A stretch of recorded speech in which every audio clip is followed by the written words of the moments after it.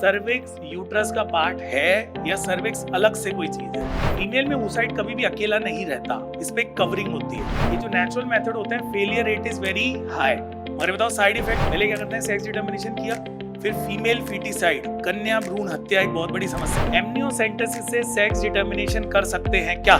Combination पिल, फिर उसका function पढ़ते हो, फिर ये पिल उसका नहीं, ऐसे नहीं पढ़ते। पिल्स के अंदर प्रोजेस्टेरॉन भी होता है और एस्ट्रोजन भी होता है।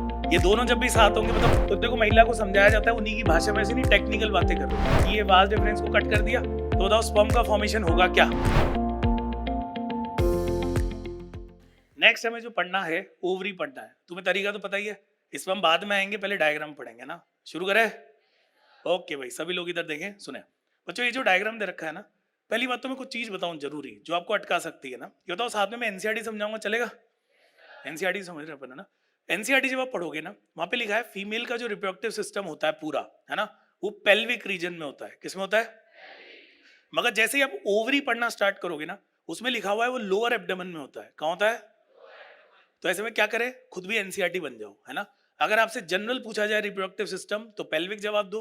ओवरी अगर पूछा जाए तो क्या जवाब दो? Lower abdomen. बताओ, एनसीईआरटी के हिसाब से चलना पड़ेगा। अब चलो डायग्राम की शुरुआत करते हैं। मैं इस साइड से शुरू करता हूँ बच्चों, तो देखिएगा आप लोग, है ना। बोलो मैं बच्चों, सबको दिख तो रहा है? बहुत सारी स्क्रीन है, किसी भी देख लो, है ना। सबसे पहले हम स्टार्ट करेंगे कौन से पार्ट से? यूट्रस से स्टार्ट करते हैं ना। करेगा बच्चों? देखो ये पूरा जो पार्ट दिखाई दे रहा है यूट्रस है। हमने कौन से व्यू में कट किया है इसको? ऐसे सामने से कट करके आधा पार्ट हटा दिया। जैसे आपकी बॉटल होती है ना, बॉटल ऐसे बीच से काट दो, आधा हटा दो, तो बताओ कैविटी दिखना शुरू हो जाएगी। पानी बह जाएगा, वो अलग बात है ना, ठीक है। तो इधर देखिए, यूट्रस जो होता है बच्चों, ध्यान से, यूट्रस जो होता है, ऊपर से लेकर यहाँ तक का जो पार्ट, यानी सर्विक्स के ऊपर तक का जो पार्ट होता है, वो इसकी बॉडी बनाता है। क्या बनाता है? और नीचे वाला पार्ट सर्विक्स होता है। अब एक बहुत ही जरूरी चीज सुनो, सर्विक्स यूट्रस का पार्ट है या सर्विक्स अलग से कोई चीज है? अब आती मेन बात। ये जो चैप्टर है ना बच्चों, इसको पढ़ने से ऐसा लगता है कि दो अलग अलग लोगों ने लिखा है ना। शुरू में कुछ और लिखा है, एंड में कुछ और लिखा है। तो कुछ जगह दे रखा है सर्विक्स जो होता है वो यूट्रस का ही पार्ट है, कुछ जगह यूट्रस अलग से लिखा हुआ है, सर्विक्स अलग से लिखा हुआ है।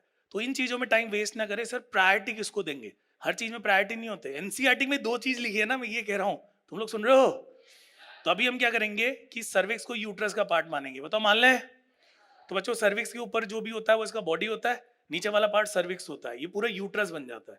यूट्रस को वूम भी कहते हैं, शायद लिखा हुआ होगा कहीं पे ना, नहीं लिखा है, कोई बात नहीं। तो यूट्रस को वूम कहते हैं, नाम सुना है? अब एक नीट का क्वेश्चन सुनो, यूट्रस का एक और नाम होता है हिस्टेरा। क्या होता है? तो नीट में एक बार क्वेश्चन आ गया था, व्हाट इज हिस्टेरेक्टमी? टमी मतलब होता है सर्जिकल रिमूवल। तो अगर किसी ने यूट्रस को हटा दिया, बताओ हिस्टेरेक्टमी कहलाएगा। अब चलो इसकी लेयर्स पढ़ते हैं, मुझे आपकी हेल्प की जरूरत पड़ेगी ना। कहाँ से शुरू करोगे, बाहर से अंदर? बताओ सबसे बाहर कौन? पेरीमेट्रियम। थिन होती है, मेम्ब्रेनस होती है, हमारे लिए इंपॉर्टेंट नहीं है, मतलब स्टडी पर्पस के लिए इंपॉर्टेंट नहीं है ना। मिडिल पार्ट में आ जाओ, कौन है? मायोमेट्रियम। मायो मतलब मसल होता है, ये थिक होती है, मस्कुलर होती है। बच्चों चाइल्ड बर्थ का नाम सुना है? चाइल्ड बर्थ के समय जो मसल कॉन्ट्रैक्ट होती है और चाइल्ड बर्थ में हेल्प करती है, वो कौन सी लेयर है? मायोमेट्रियम। ये बताओ, याद रहेगा।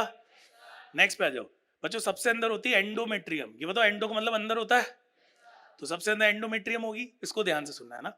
इसके लिए एक वर्ड आता है ग्लैंड्यूलर। कौन सा वर्ड है? एक ट्रिक बताऊं, ट्रिक, जहां पर भी ग्लैंडुलर वर्ड आए ना, ये बताओ ग्लैंड से सेक्रीशन होगा, और सेक्रीशन कराने में मजे आते हैं प्रोजेस्टेरॉन को। किसको? तो जहां पर भी सेक्रेटरी नेचर डेवलप करना है, प्रोजेस्टेरॉन आता है। जैसे मेमोरी ग्लैंड में याद करो, एल्वियोलाई का सेक्रेटरी नेचर कौन?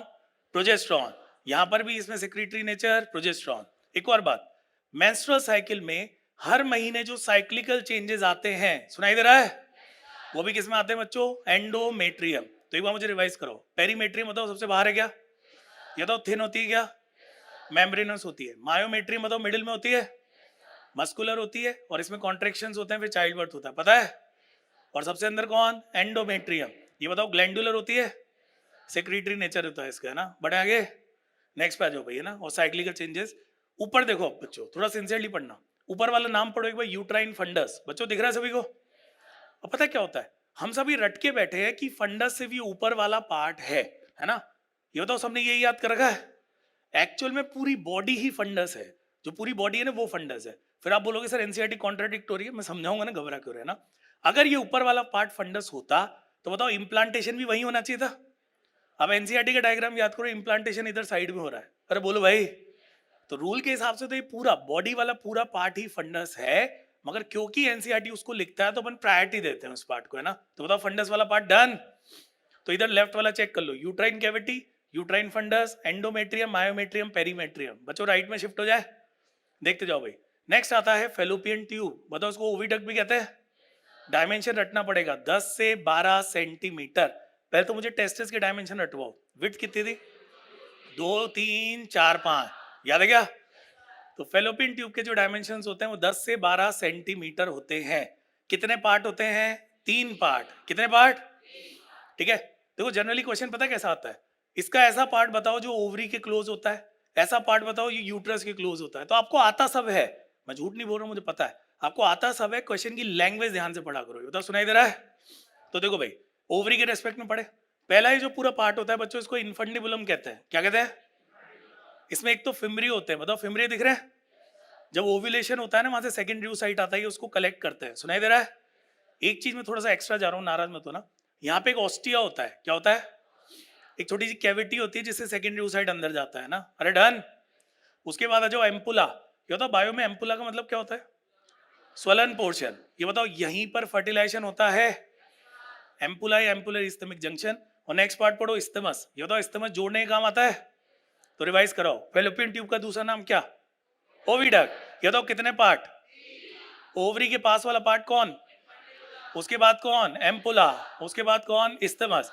डायमेंशन कितने थे, 10 से 12 सेंटीमीटर। ये बताओ याद हुआ, बहुत बढ़िया। नेक्स्ट पे आ जाओ भाई, ओवरी पे आ जाओ।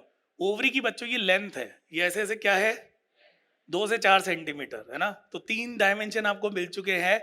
मैं कभी भी आपसे रेंडमली पूछ सकता हूँ, ये बताओ याद रहेगा। बड़े आगे बढ़े, सिंपल। बच्चों मैं थोड़ा सा कनेक्ट करके यहीं पे समझाऊंगा आपको, है ना। बोलूं, ओके। पहले तो मुझे बताओ oocyte का नाम सुना है, ये बताओ फॉलिकल का नाम सुना है, बोलो भाई। भाई मेरे पास मार्कर वगैरह नहीं, मैं आपको ऐसे हवा में समझाऊंगा ना। ये जो आपको दिख रहा है ना, ये इसको मान लो oocyte है, कौन है, फीमेल में oocyte कभी भी अकेला नहीं रहता, इस पे कवरिंग होती है, और कवरिंग कहलाती है फॉलिकल। क्या कहलाती है, तो पहले तो मुझे बताओ ये कौन है, ये कौन है, फॉलिकल। जैसे ही मेंस्ट्रुअल साइकिल में 14 डे यानी ओव्यूलेशन का समय नजदीक आता है, किसका समय, ऐसे में पता क्या होता है, ये सेकेंडरी oocyte कंप्लीट हो चुका है, और जो फॉलिकल है वो ग्राफियन फॉलिकल बन चुका है। क्या बन चुका है, अब आप याद करो एक चीज पड़ी होगी, एलएच सर्ज। अरे एलएच बढ़ता है, वो इसको फोड़ देता है ऐसे, है ना।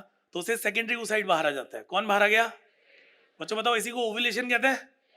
वो सेकेंडरी oocyte बाहर आके इधर आ जाएगा ओवरी के ऊपर, ये उसको पिक कर लेगा, है ना। फिर पिक होने के बाद वो कहाँ पहुंचेगा, एम्पुला। वहां पे वो कुछ समय तक वेट करेगा, लगभग 24 से 48 आवर्स तक, है ना। उस दौरान अगर स्पर्म आ गया तो फर्टिलाइजेशन होकर जाइगोट बनेगा, नहीं आया तो डिजेनरेट होकर खत्म। और हर मेंस्ट्रुअल साइकिल में रिपीट होता जाएगा ना। तुम्हें सुनाई दे रहा है बच्चों, तो अपने को पता लग गया, ओवरी पता लग गया। नीचे देखो सर्विक्स, इसको ध्यान से सुनना भैया ना। एनसीईआरटी की नेमिंग बोलो जोर से, क्या बोला एनसीईआरटी ने इसको, कैविटी को क्या बोला, सर्वाइकल कैनाल, और इधर जो ट्यूब लाइक स्ट्रक्चर है उसको वेजाइना।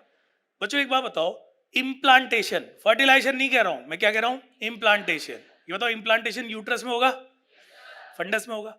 अगर नॉर्मल चाइल्ड बर्थ हुआ तो बताओ बच्चा जो है इसी पाथवे से तो बाहर आएगा, तो ये पाथवे क्या बन जाता है, बर्थ कैनाल। क्या बन गया, तो देखो बर्थ कैनाल, तो इसमें एक तो सर्वाइकल कैनाल आ गया और एक वेजाइना आ गया ना, पक्का। इधर देखो कुछ दे रखा है, फिमरी है, एक बार पढ़ना फिमरी में क्या लिखा है, finger like projection help in collection of ovum. तो ये पूरा डायग्राम इंपॉर्टेंट है, ये बताओ अच्छे से समझ में आया। अब इसको हम रिवाइज करेंगे थ्योरेटिकल पोर्शन से, है ना। जितने बच्चे बोलोगे ना आप, उतना आपको रिवाइज होगा, है ना, बोलोगे। ओके चलो इधर देखो सुनो। सबसे पहली बात, फीमेल रिप्रोडक्टिव सिस्टम पढ़ रहे हैं, बताओ पेल्विक रीजन में होता है, सिर्फ ओवरी की बात की तो, अरे पेयर तो होती है, कुछ तो कुछ भी बोल रहा हूँ मैं, क्या पूछ रहा हूँ, कहाँ होता है, लोअर एब्डोमेन, याद है क्या। उसके बाद शुरू हो जाओ, बताओ पेयर्ड होता है, डायमेंशन बताओ कितना है, 2 से 4 सेंटीमीटर इन लेंथ, लेंथ होती है ना। नेक्स्ट पढ़ो, connected to pelvic wall in uterus by ligament, बहुत सारे लिगामेंट होते हैं, ओवेरियन लिगामेंट, ब्रॉड लिगामेंट, है ना। जोड़ के रखते हैं इनको, जोड़ के, सुनाई दे रहा है क्या, सपोर्ट प्रोवाइड करते हैं। नेक्स्ट पढ़ो, जो ओवरी होती है वो थिन एपिथेलियम से कनेक्टेड होती है, उससे कवर्ड होती है। ये पढ़ो बच्चों, ये इंपॉर्टेंट है। Stroma divided into 2 zone, ovary का जो स्ट्रोमा होता है 2 जोन, मैं भी समझाऊंगा आपको। पेरिफेरल कौन होता है, जोर से पढ़ो, इनर कौन होता है, मेडुला, इसमें भी हम आएंगे, डोंट वरी, है ना। नेक्स्ट पे आओ, फंक्शन, ये बताओ ओवम प्रोड्यूस करेगा और हार्मोन रिलीज करेगा ना। अब इधर देखिए, इधर फिर से ओवरी वाले डायग्राम पे आते हैं आगे। बच्चों बताओ ये ओवरी दिखाई दे रहा है ना? बाहर वाला पार्ट क्या होता है, कॉर्टेक्स या मेडुला? अंदर वाला क्या होता है, पता है क्या? इस पूरे को मिलाकर एनसीईआरटी क्या बोल देता है, स्ट्रोमा। क्या बोल देता है? तो देख लो यहाँ पे है ना, तो जो स्ट्रोमा होता है दो पार्ट में डिवाइडेड है, पेरिफेरल कॉर्टेक्स और इनर मेडुला। मैं आप सबसे एक क्वेश्चन पूछूं, कॉमन सेंस का क्वेश्चन है ना। एक बात बताओ, जब भी ओव्यूलेशन होता है तो ग्राफियन फॉलिकल रप्चर होता है। मुझे बताओ ओवरी का भी कुछ पार्ट डैमेज होता है क्या? अरे तभी तो सेकेंडरी साइड बाहर आएगा। तो सोच के बताओ, जो भी फॉलिकुलर डेवलपमेंट होगा, फॉलिकुलोजेनेसिस होगा, वो ओवरी के कॉर्टेक्स पार्ट में होगा या मेडुला में होगा? कॉर्टेक्स में होगा, क्योंकि अगर मेडुला में हुआ बताओ पूरी ओवरी डैमेज हो जाएगी। समझ में आई बात? तो ये डन, ये डन, ये डायग्राम डन। बच्चों आगे बढ़े, सुनते आना भाई है ना। नेक्स्ट पे आ जाओ। ये ज्यादातर चीजें मैं बता चुका हूं, जो नहीं बताई मैं बता दूंगा। चलो मिलकर रिवाइज करते हैं ना। एसेसरी डक्ट्स की बात कर रहे हैं अपन, शुरू करें। बताओ ये प्राइमरी या सेकेंडरी? उधर से शुरू करो। फेलोपियन ट्यूब लेंथ कितनी, 10 से 12 सेंटीमीटर। ये बताओ, ये तीन पार्ट दिख रहे हैं। इनफंडिबुलम फनल शेप, एम्पुला कैसा होता है, wider part, isthmus last part joins the uterus. Isthmus का मतलब क्या होता है, जोड़ने वाला पार्ट। किसी और ग्लैंड में भी इस्तेमस नाम आता है क्या? किस में आता है? थायराइड में आता है, याद है क्या? Very good. यूट्रस पे आ जाओ, बताओ उसको वूम कहते हैं। अरे मैं बोल रहा था ना अभी, सिंगल होता है, इन्वर्टेड पीयर शेप, उल्टी नाशपाती के समान होता है। ओवल शेप कौन था, याद है? Very good. Supported by ligament पता ही है। उसके बाद वेजाइना एक ट्यूब लाइक स्ट्रक्चर होता है ना। नीचे वाला पार्ट चलो मुझे रिवाइज करो। यूट्राइन वॉल बताओ 3 लेयर होती है। उधर से शुरू करते हो। एंडोमेट्रियम देखो, बताओ इनर होगी, ग्लैंडुलर होगी, यूट्राइन कैविटी को लाइन कर रही है, और मेंस्ट्रुअल साइकिल में साइक्लिकल चेंजेस आते हैं। बड़े आगे, मिडिल लेयर जोर से बोलो कौन है, मायोमेट्रियम। ये बताओ मिडिल और थिक होती है, और चाइल्ड बर्थ के समय इसमें कॉन्ट्रेक्शंस होते हैं। आप ऐसे को ये बता सकता है कौन सा हार्मोन कॉन्ट्रेक्शन कराता है? ऑक्सीटोसिन। पढ़ के आओ, क्या बात है ना। पेरीमेट्रियम बताओ सबसे बाहर होती है। बड़े आगे बढ़े, वेरी गुड। पहली बात तो जो कॉन्ट्रासेप्टिव मेथड होते हैं, एक क्वेश्चन क्वेश्चन क्वेश्चन के जवाब तो देने पड़ेंगे। ये बताओ ये किसी नेचुरल प्रैक्टिस के अगेंस्ट है या उसको सपोर्ट कर रहे हो? तो इसीलिए एनसीईआरटी में एक पूरा पैराग्राफ दे रखा है, क्योंकि कॉन्ट्रासेप्टिव मेथड किसी नेचुरल प्रैक्टिस के अगेंस्ट है तो साइड इफेक्ट होते हैं। बहुत सारे साइड इफेक्ट दे रखे हैं ना। पेन हो सकता है, फीमेल के रेस्पेक्ट में ज्यादा है। पेन हो सकता है, डिस्कम्फर्ट हो सकता है, या फिर सबसे खतरनाक दे रखा है ब्रेस्ट कैंसर। क्योंकि बताओ जो पिल्स होती है उनमें एस्ट्रोजन होता है, और आप याद करो एस्ट्रोजन क्या होता है, ट्यूमर प्रमोटर। तो ये सारी चीजें दे रखी है। मेंस्ट्रुअल साइकिल इरेगुलर हो सकती है, ब्रेक थ्रू ब्लीडिंग, यानी मेंस्ट्रुअल साइकिल के बीच में कभी भी रैंडम ब्लीडिंग, वही हार्मोनल इंबैलेंस है ना। तो कृपया समय निकाल कर वो पैराग्राफ पढ़ लेना। लिस्ट वाला क्वेश्चन आ सकता है, बच्चों पढ़ लोगे? मैं से बीच में आपको बता रहा हूँ, कोई दिक्कत तो नहीं? पढ़ना तो आपको एनसीईआरटी से ना। अब आता है सेकंड क्वेश्चन। आपसे पूछेंगे आइडियल कॉन्ट्रासेप्टिव में क्या क्या फीचर होने चाहिए। ये हम पता है टर्मिनल मेथड्स की बात नहीं कर रहे हैं। टर्मिनल में आता है ना ट्यूबेक्टमी वैसेक्टमी, उसके अलावा बात कर रहे हैं ना। पहला पढ़ो यूजर फ्रेंडली, यानी व्यक्ति आसानी से इनको यूज कर सके। इजीली अवेलेबल, आसानी से मिलना भी चाहिए, मगर सबसे इंपॉर्टेंट इफेक्टिव होना चाहिए। कितनी भी आसानी से मिल रहा है सब कुछ, अगर इफेक्टिव ही नहीं है तो बताओ यूज ही वेस्टेज हो गया। इफेक्टिव के बाद आता है रिवर्सिबल, क्योंकि हम किसकी बात कर रहे हैं, टर्मिनल मेथड की बात नहीं कर रहे हैं। बताओ अपन बाकी सब की बात कर रहे हैं। यानी जब तक उसको यूज किया तब तक उसका इफेक्ट रहना चाहिए, जैसे ही यूज करना बंद किया उसका इफेक्ट क्या हो जाना चाहिए, खत्म हो जाना चाहिए ना। साइड इफेक्ट नहीं होने चाहिए। आप सोचो आजकल का जो कस्टमर है, अगर वो किसी चीज का पैसा दे रहा है वो साइड इफेक्ट तो एक्सेप्ट नहीं करेगा, तो साइड इफेक्ट होंगे, वो कॉन्ट्रासेप्टिव बिकना ही बंद हो जाएगा ना। लास्ट पॉइंट इसको सुनो। जब भी सेक्सुअल इंटरकोर्स होता है उसमें कोई ना कोई सेक्सुअल प्लेजर इन्वॉल्व होता है। अगर कॉन्ट्रासेप्टिव मेथड ने उसको ही खत्म कर दिया तो कपल जिंदगी में कभी भी वो कॉन्ट्रासेप्टिव मेथड यूज नहीं करेगा। तो बताओ इफेक्टिवनेस तो जीरो ही हो गई। तो ऐसे ऐसे कुछ पॉइंट है इसमें ना। तो दो क्वेश्चन बन सकते हैं, एक तो साइड इफेक्ट, दूसरा ये लिस्ट वाले क्वेश्चन बनते हैं, वो काउंट करके बताओ कितने हैं कितने नहीं है ना, पता है क्या? चलो बच्चों देखते जाओ। कॉन्ट्रासेप्टिव मेथड हमने उसको दो में डिवाइड कर दिया। पहला होता है नेचुरल या ट्रेडिशनल मेथड, है ना। दूसरा हमने क्या कर दिया, आर्टिफिशियल मेथड। पहले नेचुरल की बात करते हैं, या तो मैं थोड़ा थोड़ा समझाऊंगा, बीच में चलेगा, सुनते जाना आप है ना। नेचुरल या ट्रेडिशनल मेथड, एक चीज मैं बोल रहा हूँ घर जाके चेक करना, करोगे? जहां तक एनसीईआरटी ने कहीं पता क्या रखा है, नेचुरल को अलग दे रखा है, ट्रेडिशनल को अलग दे रखा है। तो हमने को डाउट आता है दोनों अलग है क्या, सेम ही है ना, ठीक है। पहले तो इनके नाम याद करें, पढ़ो एक बार। पहला कौन है, पीरियोडिक एब्स्टिनेंस, फिर कौन है, कॉइटस इंटरप्टस, फिर कौन है, लैक्टेशनल अमीनोरिया। मैं पहले ही शुरू करता हूँ ना। पीरियोडिक एब्स्टिनेंस, एब्स्टिनेंस होता है किसी चीज से दूर रहना, और पीरियोडिक मतलब क्या होता है, फिक्स पीरियड के लिए ना, ठीक है। थोड़ी देर के लिए हम ये अज्यूम करते हैं मेंस्ट्रुअल साइकिल 28 डेज की है, बच्चों मान लें, तो बताओ ओव्यूलेशन 14 डे पे होगा ना, 14 डे पे ओव्यूलेशन हुआ और हम ये मान के चलते हैं सेकेंडरी oocyte 2 दिन तक एक्टिव है, तो 14 डे एक्टिव रहेगा, 15 डे एक्टिव रहेगा, बताओ मार्क कर लिया, 14 और 15 को मार्क कर लिया ना। स्पर्म को अपन 3 दिन मान लेते हैं, थोड़ी देर के लिए 3 दिन एक्टिव रहता है। मान लो अनप्रोटेक्टेड सेक्सुअल इंटरकोर्स हुआ 12th डे पर, कौन सा डे, तो देखो 12, 13, 14, बताओ 3 दिन तक स्पर्म एक्टिव हो गया, तो कहां से लेकर कहां तक दिन आ गए, 12 से लेकर 15, बोलो भाई 12 से 15, तो ये जो 12 से 15 है ना, ये तो सबसे ज्यादा रिस्की पीरियड है, यानी इसमें अगर सेक्सुअल इंटरकोर्स हुआ अनप्रोटेक्टेड, बताओ प्रेगनेंसी की चांस सबसे ज्यादा है। मगर बच्चों आप सोचो, आप डॉक्टर हो, कोई कपल आपके पास एडवाइस लेने आया कि हमें प्रेगनेंसी नहीं चाहिए, तुमने कहा कॉन्ट्रासेप्टिव मेथड यूज करो, उन्होंने कहा कि साइड इफेक्ट होते हैं, हमने सुना है ब्रेस्ट कैंसर भी हो जाता है, तो अब उनको सलाह दो कि हम नेचुरल मेथड यूज करो, मगर सारी बातें पहले ही समझा दो, उनको पहले ही समझा दो कि जो नेचुरल मेथड होते हैं failure rate is very high, मगर बताओ side effect are almost zero, सही बात है, समझा दिया। अब हमने कौन से लेके कौन से डे तक मार्क किया था, 12 से 15, याद है क्या, तुम एग्जैक्ट अगर बता दोगे तो सोचो स्पर्म और ओवम सेल है, वो सेल आपकी कहने से तो बिहेव करेंगे नहीं, हो भी सकता है एक दिन ज्यादा एक्टिव रह जाए, हो सकता है ये एक दिन ज्यादा एक्टिव रह जाए, और आपकी सलाह अगर गलत हो गई बताओ दिक्कत हो जाएगी, तो 2 दिन इधर छोड़ दिए, 2 दिन इधर छोड़ दिए ना। तो इसीलिए एनसीईआरटी जो बोलता है वो ये बोलता है कि 10 डे से लेके 17 डे जो होता है मेंस्ट्रुअल साइकिल का, उसमें प्रेगनेंसी होने के चांसेस सबसे ज्यादा। बच्चों सुनाई दे रहा है, तो कपल को क्या सलाह देनी है, उसको समझाना थोड़ी है, उसको ये सलाह देनी है कि इस दौरान अनप्रोटेक्टेड सेक्सुअल इंटरकोर्स को अवॉइड करना है, इसीलिए इस मेथड का नाम क्या है, पीरियोडिक एब्स्टिनेंस, यानी इस समय तक सेक्सुअल इंटरकोर्स से दूर रहना है। तुम लोग सुन रहे हो, डन।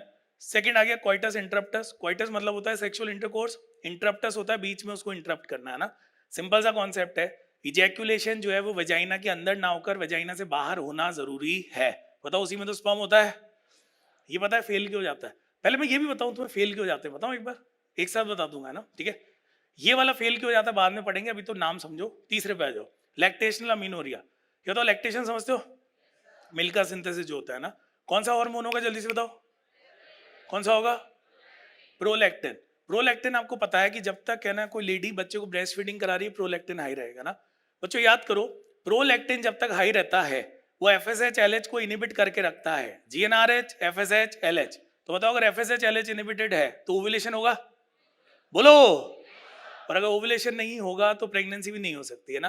तीनों बातें समझ में आ गई। पहला क्वेश्चन पता है इसमें क्या बनता है, ये मेथड हार्मोन पे बेस्ड है, हम लोग भूल जाते हैं, भूलना मत, इस मेथड में भी हार्मोन का रोल है, अरे है।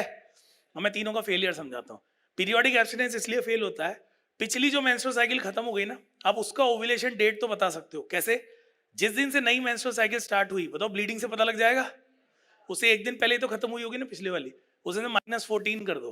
अब याद करो लास्ट वाली जो स्टेज होती है वो फिक्स होती है 14 डेज की, सुना है क्या, मगर आप पिछली साइकिल का बता सकते हो, अभी जो साइकिल चल रही है उसका ओव्यूलेशन प्रिडिक्ट नहीं कर सकते, और अगर ओव्यूलेशन ही प्रिडिक्ट नहीं होगा तो ये कैलकुलेट कैसे करोगे ना, बच्चों सुन रहे हो, इसलिए फेलियर रेट होती है ना। सेकंड वाले में फेलियर रेट सुन के अजीब लगेगा, एक तो इजैक्यूलेशन होता है, एक प्री इजैक्यूलेटेड डिस्चार्ज होता है, यानी जब भी मेल में सेक्सुअल अराउजल होगा इजैक्यूलेशन से पहले ही कुछ डिस्चार्ज होना शुरू हो जाता है, बताओ कौन सी ग्लैंड का होगा, बल्बोयूरेथ्रल ग्लैंड, याद है क्या, उसमें भी स्पर्म पाया गया। अभी कैसे पॉसिबल है, हो सकता है कहीं से लीकेज हो जाता हो, ऐसा देखा गया है भाई, है ना। और इसमें फेलियर रेट क्यों होती है, हर केस में प्रोलैक्टिन का लेवल इतना हाई हो कि वो नेगेटिव फीडबैक देके उनको इनिबिट करे, ये जरूरी नहीं है, इसीलिए ऐसी ऐसी कहानी है ना। ये बताओ ये सारे डन, नेक्स्ट पे आ जाओ, ये एक एक करके हम सारे पढ़ेंगे, एक बार मैं रीड आउट कर देता हूँ इनको, है ना। बैरियर मेथड है, आईयूडी क्या होता है, इंट्रा यूट्राइन डिवाइस, पहले क्या बोलते थे, IUCD, intra uterine contraceptive device, बताओ इसी का नाम है। उसके बाद ओरल कॉन्ट्रासेप्टिव पिल्स बोलते हैं इनको, पिल्स, फिर इंजेक्शन आते हैं, फिर इम्प्लांट आते हैं, फिर सर्जिकल मेथड आते हैं ना। बच्चों शुरू करें, बोर तो नहीं हो रहे, आज वो स्टूडेंट भी जागे हुए हैं जो पिछले 2 घंटे सो के गए थे यहाँ पे, है ना, पूरी 2 घंटे की क्लास, रिकॉर्डिंग देख रहा था, 1 मिनट भी नहीं उठे थे वो। चलिए भाई पहला मेथड पढ़ते हैं, बच्चों थोड़ा सिंसियरली पढ़ना प्लीज इसको, है ना, पढ़ोगे ऐसे, मतलब बीच में कमेंट बाजी कुछ नहीं, है ना, ठीक है। सबसे पहली बात बैरियर मेथड आता है, बैरियर समझते हो, बैरियर, दो चीजों को रोकना है, बीच में बैरियर लगा दो, है ना। तो यहाँ पे तो क्या करना है, स्पर्म और ओवम को मीट करने से रोकना है, तो बैरियर मेथड के 2 तरीके हैं, या तो मेल के अंदर जो ऑर्गन है उसको कवर कर दो, या फीमेल में जो ऑर्गन है उसको कवर कर दो। तो इसमें पहला जो आता है वो कॉन्डम्स आते हैं, मेल वाले जो होते हैं वो पेनिस को कवर करते हैं, फीमेल वाले जो होते हैं वेजाइना को कवर करते हैं, ताकि सर्विक्स तक कोई चीज पहुंच ही ना पाए। आप लोग सुन रहे हो?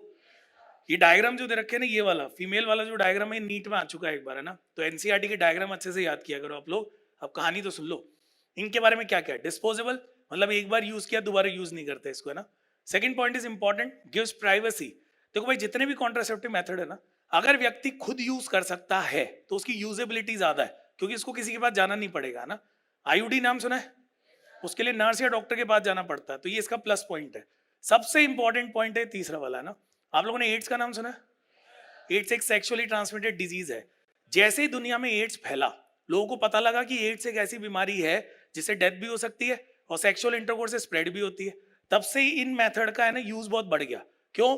क्योंकि अकेले ऐसे कॉन्ट्रासेप्टिव मेथड है जो प्रेगनेंसी को तो रोकते ही है, साथ में एसटीडी या एसटीआई को भी रोकते हैं। दोनों एक ही बात है ना, सुन रहे हो? याद रखना इस बात को, तो इंपॉर्टेंट पॉइंट है ये वाला, है ना? ठीक है, बड़े बच्चों आगे एक चीज और बता दूं। एनसीईआरटी के अंदर जो मेल कॉन्डम है उसके लिए एक ब्रांड नेम कुछ दे रखा है, निरोध दे रखा है, निरोध। तो ऐसे नाम आ सकते हैं मैथ्स द कॉलम में, उसको याद रखिएगा ना। नेक्स्ट पढ़े, बैरियर मेथड का दूसरा पार्ट पढ़ो। इधर कौन है, पढ़िए। डायग्राम नहीं है, डायफ्राम है। डायफ्राम है, सर्वाइकल कैप है, और कौन है, वॉल्ट। ये पता है क्या करते हैं, सर्विक्स को कवर करते हैं। एक चीज यहाँ पे लिखने से रह गई है, एनसीईआरटी में लिखी है, इंपॉर्टेंट है। किसी को पता है क्या? रीयूजेबल होता है। कैसे होता है? इनके लिए लिखा हुआ है एनसीईआरटी में। प्लीज आप लोग एनसीईआरटी पढ़ रहे हो ना बच्चों? रिवीजन के लिए बहुत बढ़िया बुक है, इससे तुरंत रिवीजन होता है। मगर प्लीज एनसीईआरटी भी पढ़े समय निकाल के, ना? ठीक है। मुझे एक चीज याद आ गई, एक बार मैं मेंशन कर दूं। एमनियोसेंटेसिस नाम सुना है? तो बच्चों वो जो एमनियोसेंटेसिस है वो इसमें कहीं पे मेंशन नहीं हो पाया, तो प्लीज आप उसको कहीं पे मेंशन करके ध्यान से पढ़ लेना। मैं एक बार याद दिलाता हूँ क्या मेंशन करना है, बोलूँ मैं? बेटा सभी लोग सुने ना। एमनियोसेंटेसिस जो होता है, आपको नाम से ही पता लग रहा है, उसमें एमनियोटिक फ्लूइड को निकाला जाता है। उससे हम क्या करते हैं, बच्चे का सेल ढूंढते हैं। और बच्चे का सेल अगर आपको मिल गया तो उसमें जो भी जेनेटिक प्रॉब्लम है, जो भी क्रोमोसोमल प्रॉब्लम है, उसको डिटेक्ट किया जा सकता है। बताओ सही बात है? इसका एक नुकसान है, अगर आपको बच्चे का सेल मिल गया तो बताओ उसमें बार बॉडी भी तो डिटेक्ट हो जाएगी, तो उससे सेक्स डिटर्मिनेशन हो जाएगा। और इंडिया में एक बहुत बड़ी समस्या है, देखो भैया ना, पहले क्या करते हैं, सेक्स डिटर्मिनेशन किया, फिर फीमेल फीटिसाइड, कन्या भ्रूण हत्या एक बहुत बड़ी समस्या है। आप लोगों ने सुना है? पिछली बार असर्शन रीजन आया था, इसलिए मैं कह रहा हूं। तो इस पे दो चीजें याद रखनी है, दो। पहला, दोगे जवाब? एमनियोसेंटेसिस से सेक्स डिटर्मिनेशन कर सकते हैं क्या? लीगली अलाउ है क्या? बस ये। और हम इंडिया में रहते हैं तो हम इंडिया की बात करेंगे, समझ में आ गई बात? बाकी कंट्री में कुछ भी हो, हमें नहीं मतलब, है ना? तो अब इसी बुक में कहीं मेंशन कर लेना एमनियोसेंटेसिस, आपको पढ़ना है अच्छे से ना। पढ़ लोगे बच्चों? उस पर असर्शन रीजन था पिछली बार, बहुत अच्छा क्वेश्चन था, है ना? ठीक है, चलिए भाई इधर आ जाते हैं। तो मैं क्या कह रहा था, इसमें एक वर्ड याद रखना, रीयूजेबल होता है। कैसा होता है? इसकी खास बात पता है क्या है? आप लोग सुन रहे हो? इससे सर्विक्स को कवर करते हैं। इनके डायग्राम मॉड्यूल में दे रखे हैं। पता है क्या होता है, ऐसे मान लो ऐसे कैप लाइक स्ट्रक्चर होता है, ऐसे कुछ, है ना? दिक्कत ये है, सर्विक्स को कितने भी अच्छे से कवर कर दो, सर्विक्स तो बहुत ही सॉफ्ट होता है, थोड़ी बहुत जगह बच जाती है, वहां से स्पर्म आसानी से जा सकते हैं ना। तो इसीलिए इनके साथ ऐसी क्रीम या जेली यूज की जाती है जो स्पर्म को किल कर देती है। कॉन्टेक्ट में आती है स्पर्म को क्या करती है, किल। अरे सुन रहे हो? तो स्पर्मिसाइडल क्रीम्स और जेलीज। हमें तुम्हें एक प्रॉब्लम बताओ, ये बताओ, ये जो स्पर्मिसाइडल क्रीम और जेली है कौन यूज कर रहा है, मेल या फीमेल? तो बताओ, अगर ये स्पर्म को उड़ा रही है, स्पर्म में तो एक सेल है, तो ये फीमेल में भी तो इफेक्ट कर सकती है ना सेल को, तो साइड इफेक्ट आ सकते हैं, इसलिए बहुत ज्यादा कॉमन नहीं है इसका यूज, है ना? बढ़े आगे बढ़े, नेक्स्ट पे आते हैं भैया ना। बच्चों प्लीज बातें थोड़ी कम करें, कई बच्चे आए तब से बातें कर रहे हैं। आईयूडी पे आते हैं, दिस इज वेरी इंपॉर्टेंट, है ना? Intra uterine device, intra uterine contraceptive device भी कह सकते हैं इसको, है ना? एनसीईआरटी में ऐसा कुछ लिखा हुआ है, one of the most commonly use method लिखा हुआ है। पहले मैं कुछ कॉन्सेप्ट समझाऊं आपको, पढ़ेंगे बाद में, चलेगा? ओके, सुनो बच्चों ध्यान से ना। देखो भाई, इसकी शुरुआत कैसे हुई थी। पहले कोई डॉक्टर थे, उन्होंने अपने पेशेंट से परमिशन ली, सिल्वर का कोई वायर उन्होंने उन पेशेंट के यूट्रस में लगाया, फिर उसका इफेक्ट आना शुरू हुआ, फिर वहीं से कहानी आगे बढ़ती गई, है ना? ठीक है। पहला जो टाइप होता है नॉन मेडिकेटेड, इसमें ना तो कॉपर होता है ना कोई हार्मोन होता है, इसीलिए इसको नॉन मेडिकेटेड कहते हैं। पहले तो हम नाम याद करो सबके, है ना? क्या नाम होगा? Lippes loop. कंफर्म क्वेश्चन है, हर साल पूछा ही जाता है इसके ऊपर, है ना? पहले नाम बता रहा हूँ, फंक्शन बाद में बताऊंगा। सेकंड आ जाओ, कॉपर रिलीजिंग आईओडी। नाम पढ़ो क्या क्या है। Copper T, copper 7 and multi load 375। Copper T T जैसा होता है, कॉपर 7 7 जैसा होता है, ये 375 जैसा होता है। ये कॉपर की क्वांटिटी से रिलेटेड कुछ तो भी है, कभी पढ़ना चाहो तो पढ़ लेना ना। ठीक है, नेक्स्ट आ जाइए, हार्मोन रिलीजिंग। ये परंपरा वाला क्वेश्चन है, मतलब इसके बिना नीट अधूरा है ना? जैसे कि उधर आता है ना, याद करो, विडाल टेस्ट आता है, ग्राफ्ट रिजेक्शन आता है, पता है क्या? बोले क्या दे, बोले ये तो दे ही देते हैं ना। तो ये रट लो इनको, प्रोजेस्टासर्ट और LNG-20। बच्चों याद किया? हमें समझाओ, सुनना। कभी भी सिर्फ लिखा हुआ आ जाए आईयूडी या फिर लिखा हुआ आ जाए नॉन मेडिकेटेड, तो आपको पता है क्या जवाब देना है? आपसे पूछा जाए क्या करते हैं ये, फेगोसाइटोसिस ऑफ स्पर्म को बढ़ा देते हैं। किसको बढ़ा देते हैं? ऐसा कुछ होता है, देखो नॉर्मली भी स्पर्म का फेगोसाइटोसिस होगा फीमेल के अंदर, क्योंकि बताओ फॉरेन बॉडी है, मगर जो आईयूडी होते हैं ना उसकी रेट को बहुत हाई कर देते हैं। तो कुछ भी मेंशन नहीं है, सिर्फ आईयूडी लिखा है या फिर ये लिखा हुआ है लिपीज लूप, तो आप समझ जाना ये क्या करते हैं, फेगोसाइटोसिस की रेट को बढ़ा देते हैं। आप लोग सुन रहे हो? अब आ गया कॉपर रिलीजिंग, तो इसमें वो पॉइंट तो साथ में चलेगा ही, फेगोसाइटोसिस साथ में एक नई चीज आ जाएगी। कॉपर आयन पता है क्या करता है? स्पर्म जो होता है ना उसकी मोटिलिटी को कम कर देता है। और आप सोचोगे स्पर्म की मोटिलिटी कम हो गई तो आगे नहीं बढ़ेगा, तो बताओ उसकी फर्टिलाइजेशन कैपेसिटी भी कम हो गई। तो ये पॉइंट इंपॉर्टेंट है, पढ़ो एक बार। Copper releasing IUD suppress sperm motility and fertilising capacity of sperm. ये तो दो बातें याद हो गई।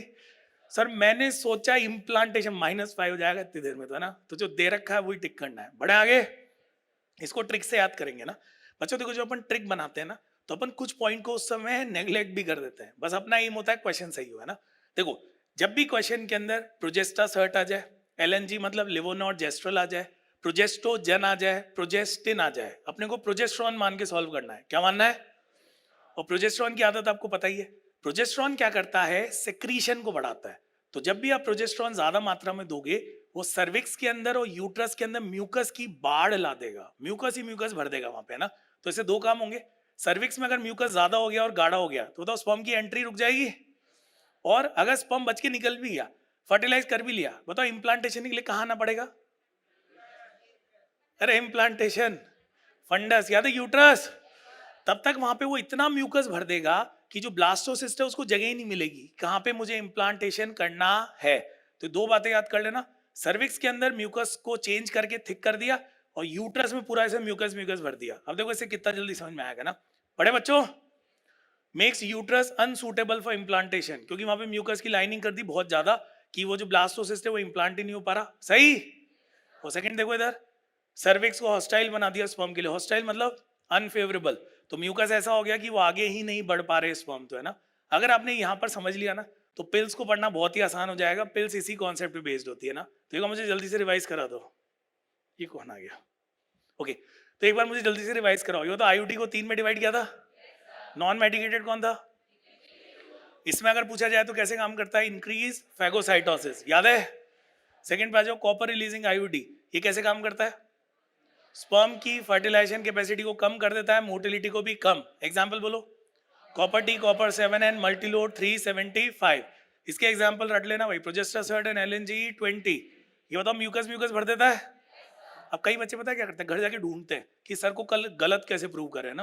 वो सर उस बुक में तो ये लिखा हुआ था, तो पढ़ लो उसको, मैं मना ही नहीं कर रहा है ना। तो मैं तो ट्रिक बता रहा हूँ तुम्हें याद करने की, बताओ याद रहेगी? तो makes uterus unsuitable for implantation and cervix hostile to the sperm. बढ़े आगे। अब मैं क्वेश्चन पूछूंगा, तैयार हो जाओ। तैयार तो हुई, बैठे रहो, मतलब, है ना। ओरल कॉन्ट्रासेप्टिव पिल पढ़ रहे हैं, जब भी पिल लिखा हुआ आ जाए बच्चों, क्या लिखा हुआ आ जाए? पहली बात तो अपने को यही मानना है, और दूसरी बात फीमेल पिल मान के सॉल्व करना है। मेल पिल मान के सॉल्व नहीं कर रहा है। अपने मॉड्यूल में कुछ दे रखी है, अभी उनको नेग्लेक्ट करो, कर दोगे? एक और गलती आप पता क्या करते हो, आप पहले पढ़ते हो प्रोजेस्टेरॉन पिल, फिर उसका फंक्शन पढ़ते हो, फिर कॉम्बिनेशन पिल, फिर उसका फंक्शन पढ़ते हो, फिर ये पिल उसका। नहीं, ऐसे नहीं पढ़ना। एक तो पहले इसको अलग कर दो, सहेली। इसको जब भी पढ़ो सीधे फंक्शन पढ़ो इनके। क्या पढ़ो? अब आप लोग मुझे समझाओगे, मैंने लास्ट क्लास में पढ़ाया था भाई। शुरू करें। पिल्स के अंदर प्रोजेस्टेरॉन भी होता है और एस्ट्रोजन भी होता है। ये दोनों जब भी साथ होंगे, बताओ नेगेटिव फीडबैक देंगे, उससे FSH और LH कम, और अगर ये कम होंगे तो ओव्यूलेशन नहीं होगा। तो इनका पहला काम है ये ओव्यूलेशन को रोक देते हैं ना। एक डाउट तुम्हारे मन में आएगा, सर कुछ पिल में तो अकेला प्रोजेस्टेरॉन होता है, तो हमारे लेवल पे हम मान लेंगे वो अकेला भी नेगेटिव फीडबैक दे देता होगा, उससे हमारा क्वेश्चन बन जाता है ना। अरे मान लोगे? सेकेंड, जिन पिल में अकेला प्रोजेस्टेरॉन है या प्रोजेस्टेरॉन है, आपको पता है ये तो क्या करता है? ये बताओ, सेक्रीशन को बढ़ाएगा, तो ये पूरे यूट्रस में म्यूकस भरेगा, सर्विक्स में म्यूकस भरेगा, उससे क्या होगा? या स्पर्म की एंट्री नहीं हो पाएगी या फिर इम्प्लांटेशन नहीं हो पाएगा ना। अरे ट्रिक समझ में आ रही है? अब देखो कितना आसान हो जाएगा। इन पिल्स में क्या होता है? प्रोजेस्टेरॉन होता है या फिर प्रोजेस्टेरॉन एस्ट्रोजन का कॉम्बिनेशन होता है। ये बताओ, ये दोनों हार्मोन स्टेरॉइड नेचर के होते हैं, तो स्टेरॉइडल होती है, स्टेरॉइडल। पहले तो मुझे ये बताओ, कहीं पे प्रोजेस्टोजन लिखा हुआ देखा है? एनसीईआरटी में प्रोजेस्टेरॉन मानना है उसको। कहीं पे एस्ट्राडायोल लिखा हुआ देखा है? एस्ट्रोजन मानना है उसको। मान लोगे? चलो भाई, मोड ऑफ एक्शन पढ़ो, तुमसे पूछूंगा एक एक करके, है ना, ठीक है। इनहिबिट ओव्यूलेशन, बताओ रीजन समझ में आया? उसके अलावा इम्प्लांटेशन, क्योंकि म्यूकस भर दिया वहां पे ना। नेक्स्ट पढ़ो, alters the quality of cervical mucus. What is alter? Change. तो सर्वाइकल म्यूकस को चेंज करके गाढ़ा कर दिया, स्पर्म आगे बढ़ ही नहीं पाएगा ना। कहानी समझ में आ रही है? तो ऐसे ही पढ़ा करो, पहले फंक्शन समझो, फिर बाकी तो अपने आप समझ में आ जाएगा ना। अब इन पिल्स के साथ दिक्कत क्या है वो मैं समझाऊंगा, पहले फंक्शन समझाता हूँ। नीचे वाली लाइन पढ़ी please. Pills have to be taken daily for a period of 21 days, starting preferably within the first 5 days of menstrual cycle. बच्चों एक बात बताओ, ओव्यूलेशन को रोकना इतना आसान नहीं है। एक बार पिल लेने से कुछ नहीं होगा, कंटिन्यूअस लेंगे तभी हार्मोनल जो भी होगा वो होता है। मैं पता क्या कह रहा हूँ, माला डी माला एन नाम सुना है ना? तो अपन कॉम्बिनेशन पिल की बात कर रहे हैं। तो कोई भी महिला है जिनको ये पिल यूज करनी है ना, एक तो आप देखना इनके नाम ऐसे होते हैं जो आसानी समझ में आ जाए, सहेली, माला, ऐसे नाम होते हैं इनके ना, ताकि कोई भी समझ जाए इसको। बोलो। तो देखो महिला को समझाया जाता है उन्हीं की भाषा में, ऐसे नहीं टेक्निकल बातें कर रहे हो, उन्हीं की भाषा में समझाओ कि भाई जिस दिन से ब्लीडिंग स्टार्ट हो रही हो, मेंस्ट्रुअल साइकिल का पहला दिन है, उस दिन से अगर आप गोली लोगे तो बहुत बढ़िया है, थोड़ा लेट भी होगे तो पहले दिन से लो, है ना। तो पहले दिन से उनको क्या करना है, ये गोलियां लेनी शुरू करनी है। जो एक स्ट्रिप होती है ना, गोली का पत्ता होता है, उसमें 21 गोलियां मान लो, ये तो मान लिया। हर एक गोली के अंदर एस्ट्रोजन प्रोजेस्टेरोन है, पहले दिन से लेना स्टार्ट किया, 21 दिन तक लिया, तो बताओ एस्ट्रोजन प्रोजेस्टेरोन का लेवल हाई रहेगा। किसी को मेंस्ट्रुअल साइकिल याद है? याद करो, शुरू में एस्ट्रोजन प्रोजेस्टेरोन कम थे ना, इसीलिए बताओ एफएसएच एलएच बढ़ रहे थे ना, यहाँ पे पहले से ही ज्यादा है। तो अगर यहाँ पे पहले दिन से ही एस्ट्रोजन प्रोजेस्टेरोन हाई रहेगा, कहाँ से आया? ये पिल से आया, तो शुरू से नेगेटिव फीडबैक देंगे, और उस फीमेल में एफएसएच एलएच का लेवल नहीं बढ़ेगा, तो क्या नहीं होगा? ओव्यूलेशन नहीं होगा। तो बताओ ओव्यूलेशन रोक दिया, समझ में आ गई बात? ओव्यूलेशन नहीं तो प्रेगनेंसी नहीं होगी। 21 दिन तक ऐसा चलता रहा चलता रहा। अब बच्चों याद करो, लास्ट वाला लेक्चर मैं ही था शायद कल सुबह ना, ठीक है, उसमें याद करो 22वें दिन तक जो यूट्रस होता है वो उसका एंडोमेट्रियम हाईएस्ट पे पहुंच जाता है, याद है? फिर उसके बाद कम होता है ना, तो अपने को मिमिक करना है उसको।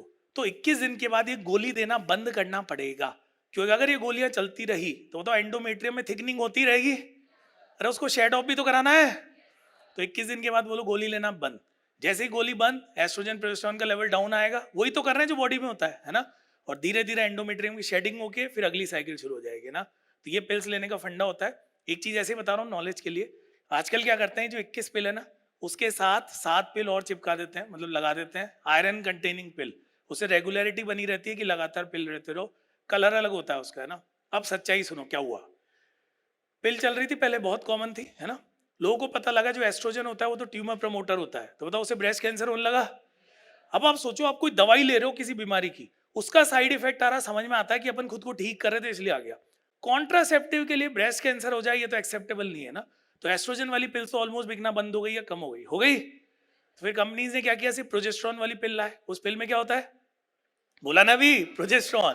मगर लोगों को लगा कि अगर एस्ट्रोजन हार्मफुल हो सकता है तो प्रोजेस्ट्रॉन भी तो हो सकता है, क्योंकि हार्मोन जब भी ज्यादा लोगे तो नुकसान ही पहुंचाएगा वो, तो है ना। तो धीरे धीरे फिर ये वाली पिल आ गई, देखो, है ना। ये जो सहेली होता है ना, पहले तो पढ़ो इसकी फर्स्ट लाइन, नॉन स्टेरॉइडल। इसमें सेंट्रोमेन करके कुछ होता है, किसने बनाया था ये इंपॉर्टेंट है, सेंट्रल ड्रग रिसर्च इंस्टीट्यूट, बताओ लखनऊ में होता है। क्वेश्चन आया था पहले साल, लखनऊ की जगह कुछ और लिख दिया, बोले पहचानो इसको, है ना, ठीक है। इसकी खास बात पता है क्या है, इसमें जो सब्सटेंस होता है ना, सुनना बच्चों, ये यूट्रस में जाता है और एस्ट्रोजन के रिसेप्टर को ब्लॉक कर देता है। किसके रिसेप्टर?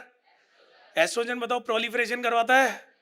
प्रोलिफरेशन नहीं होगा तो इम्प्लांटेशन नहीं होगा ना। तो इसका मैकेनिज्म ऑफ एक्शन थोड़ा अलग होता है, तो एक बार देख लीजिए। Prevents implantation, have few side effects and high contraception value. समझ में आई बात? बोलो भाई। तो ये आजकल फेवरेट टॉपिक बना हुआ है सहेली, इस पे बहुत क्वेश्चन पूछा जाता है, प्लीज इसको पढ़ लीजिएगा, है ना, ठीक है। बच्चों मुझे बताओ पिल्स वाला कॉन्सेप्ट समझ में आया? तो अगला कॉन्सेप्ट तुम मुझे समझाओगे, है ना, ठीक है। नेक्स्ट पे आओ, इम्प्लांट और इंजेक्शन दिख रहा है, इसका कॉन्सेप्ट बताओ। एक बताओ, मार्केट में अगर कोई भी चीज बिक रही है, इसका मतलब उसकी अगर सप्लाई हो रही है तो बताओ डिमांड भी तो होगी, तो कहीं ना कहीं डिमांड होगी तभी तो बिक रही है। तो पता क्या हुआ, पहले वो पिल याद करो रोज लेनी पड़ती थी, सहेली जो आया वो वीक में एक दिन लेनी पड़ती है। कईयों की डिमांड ये थी कि हमें तो कुछ ऐसा मेथड बताओ कि महीनों तक बार बार रिपीट ना करना पड़े, तो इंजेक्शन आ गया। कईयों की डिमांड थी बोले ऐसा कुछ लाओ कि सालों तक रिपीट ना करना पड़े, तो इम्प्लांट आ गए। अरे आ गए, एनसीईआरटी में डायग्राम है, इसमें पता क्या करते हैं, कॉन्सेप्ट समझना। इनमें भी वही हार्मोन होते हैं, या तो एस्ट्रोजन होता है या एस्ट्रोजन प्रोजेस्टेरोन होता है ना। ये एक बार में इंजेक्शन लगाया, कई महीनों तक काम करता है। इम्प्लांट लगाया, ऐसे ट्यूब जैसे स्ट्रक्चर होते हैं, उनसे धीरे धीरे हार्मोन रिलीज होता है। तो इनकी contraceptive value is very high, बहुत ज्यादा इफेक्टिव होते हैं, क्योंकि बताओ हार्मोन लगातार काम कर रहे हैं। मगर तुम मेरी बातें अगर ध्यान से सुन रहे हो ना, तो मुझे बताओ ये इम्प्लांट और इंजेक्शन में एक बहुत बड़ी दिक्कत है क्या? हाँ, ये बताओ 21 दिन के बाद गोलियां बंद क्यों करवा रहे थे? ताकि शेडिंग ऑफ एंडोमेट्रियम हो। बताओ इसमें तो मौका ही नहीं मिलेगा। तो एंडोमेट्रियम पहले तो डेवलप होता जाएगा, उसको समझ में ही नहीं आएगा, तो रैंडम कभी भी टूटना स्टार्ट करेगा। तो मेंस्ट्रुअल साइकिल पूरी तरीके से इरेगुलर हो जाती है, क्योंकि एंडोमेट्रियम समझ ही नहीं पाता कि कब बनना है कब टूटना है। मगर contraceptive value is very high, क्योंकि हार्मोन हमेशा रहेंगे, हमेशा नेगेटिव फीडबैक चलता रहेगा, साइड इफेक्ट भी ज्यादा ही होंगे, ऑब्वियस बात है ना। बच्चों बढ़े आगे। Very important topic emergency contraceptive. क्यों इंपॉर्टेंट मैं भी बताता हूँ आपको, है ना। समझे एक बार, समझना इसको, है ना। आप ऐसे मानो कि कैजुअल अनप्रोटेक्टेड सेक्सुअल इंटरकोर्स हुआ। ये वर्ड एनसीईआरटी बहुत यूज करता है, इसका मतलब पता है क्या है? एक ऐसा सेक्सुअल इंटरकोर्स जिसका एम प्रेगनेंसी नहीं है। बताओ वही तो होगा, होगा। अब जो कपल था उनको अगले दिन याद आया कि कुछ गलती हो सकती है, मतलब प्रेगनेंसी हो सकती है ना, ठीक है। अब सोचो एक बार, दिमाग लगाए, ये बताओ स्पर्म को ट्रैक करके रोक सकते हैं क्या? हमें पता थोड़ी कहाँ तक पहुंचा है। हो सकता है कि वो सर्विक्स में पहुंचा, हो सकता है यूट्रस कहीं भी, है ना। ये बताओ फीमेल में ओव्यूलेशन को रोक सकते हो क्या? कैसे रोकोगे? उसके लिए तो पूरी साइकिल करनी पड़ेगी।